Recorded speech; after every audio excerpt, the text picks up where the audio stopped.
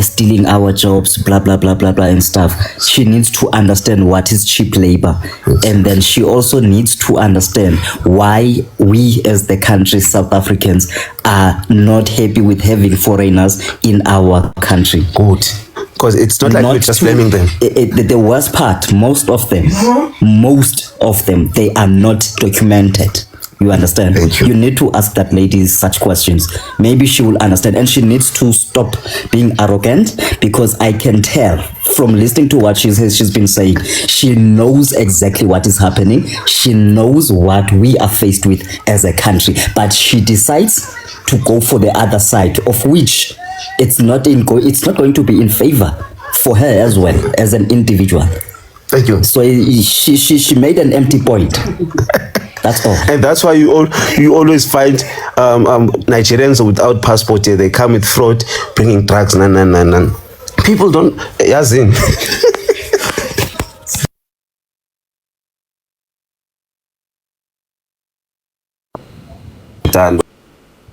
Hello. Sorry guys, I had to disconnect Lizu. Lizu, you can request again. Guys, please, let's not use the D word. You're gonna get the live burned. Like I said, we encourage engagement even if we are not agreeing on matters. So when you come up the panel, we use words like unalive and powder. We will not remove you off the panel for having a different view. We don't do that here. All comments and view are welcomed, but let them stay respectful and within TikTok guidelines. Thanks. Foda, you are up next. Your 5 minutes will start now.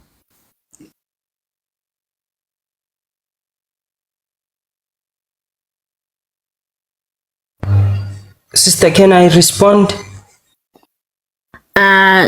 Sis Pay, you can respond because it was Lucy's time. So, and Foda is also still paused. When you're done and he's not back yet, I'll give other people a chance, but you can respond.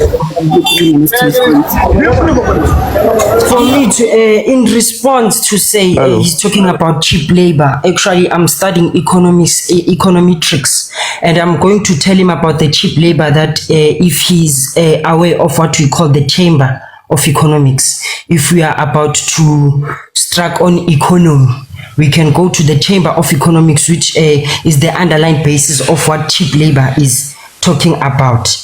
As I've stated that these employers are employing them because of their own interest. We South Africans are left to feed off their toxicity to make sure that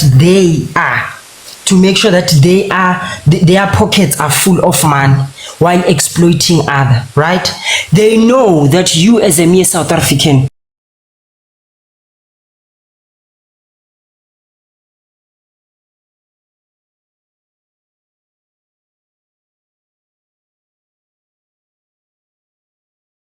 Spare. Please, I'm sorry.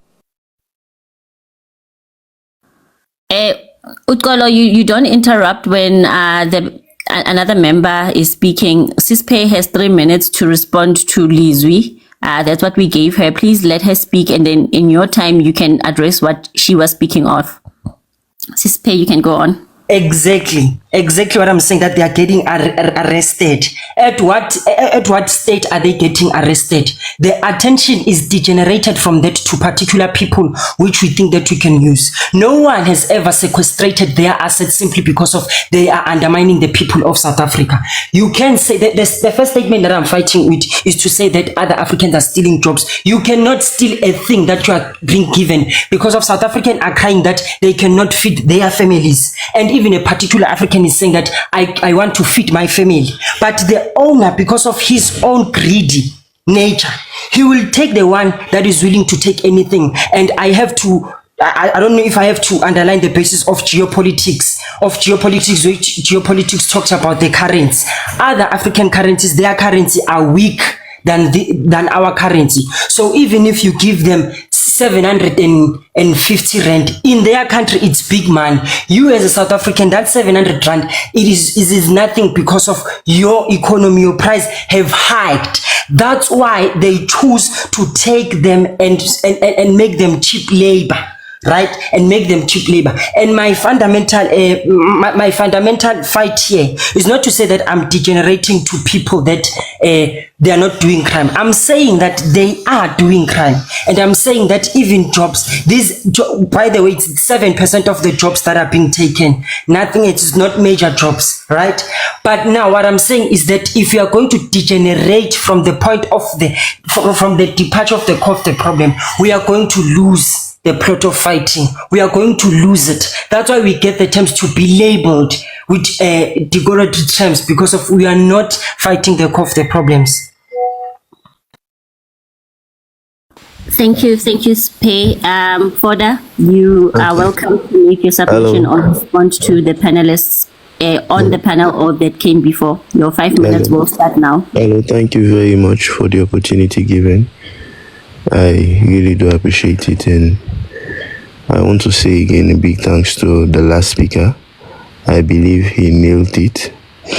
And I want to start by saying it's nice for South Africans to pick up the spear to say they are fighting for their country. That's a big step, because fighting for your country means you are patriotic. But the big question here is, are they doing it the right way? Is it how we're supposed to be fighting for our country? Because fighting for your country and fighting against ourselves as Africans doesn't make sense to me. So like the last speaker was saying, if we are fighting crime, let's put it in a general box that crime is happening, and regardless of who, he or she should be dealt with decisively. Because if we are not trying to categorize the crime based on Nigerians, Congolese, and foreigners, then I think it makes no sense. And secondly, I want to say South Africans should take note that they can't develop in isolation. That's a big fact. We can't just develop in isolation. So if they think that, okay, now we can survive, let's see, by pushing 53 other African countries out, then I don't believe that's good. As Africa, we should make a prominent statement that yes, indeed, we want to develop, and we can only develop together. This issue of undocumented foreigners moving here and there is because we are so restricted. We are tightening ourselves for movement. Movement in Africa is like so tight. I don't understand why. Up till now, we have only seen the way of movement of people and goods, and it's really frustrating. And I want to also say our African bodies, the African Union, Pan-African Parliament, I believe these bodies are being rendered useless, because these are things that they are supposed to be thinking of how to solve. We can document all Africans. So we know you're coming from Nigeria, you are in Ghana, you are coming from Ghana, you are in South Africa. At least the movement of people should be tracked. But these guys are not putting any modality in place. All they do is go there, sit, say rubbish, and at the end of the day, nothing is going to be done. So for me, I believe these South Africans are fighting a baseless fight. A fight that's it's not going to yield any good at the end of the day. Because at first, it's a fight against ourselves, and nothing is going to happen. Thank God we're having this platform at least to be able to negotiate our ways. But for us to understand that crime is crime, and it should not be tagged to one person or one nationality, right? Even in our homes, where I came from, our parents used to tell us that if you have a visitor coming here, he or she can't involve in dirty doings if he or she doesn't meet that thing going on in your house. That's a pure fact. So if you come to my house, what you meet is what you're going to continue with. We always say, when you go to Rome, you do what the Roman do. So first of all, for a foreigner to have that hike to say, okay, now I want to push powder, there should be someone there already setting in the foundation for it. So we have to deal with crime not only in South Africa, not only in Nigeria, but we have to take crime decisively. Every country is having the issue of crime. But because we are focusing on thinking like blaming this section or blaming these particular people, we can never get it right. And my last point, the last point that I'll have to make here is, how do we think we're going to solve this issue of crime? And unemployment is, for Africa, is a general saying. If we are looking at unemployment, you take any African country, I would tell you it's the same story. We are all unemployed.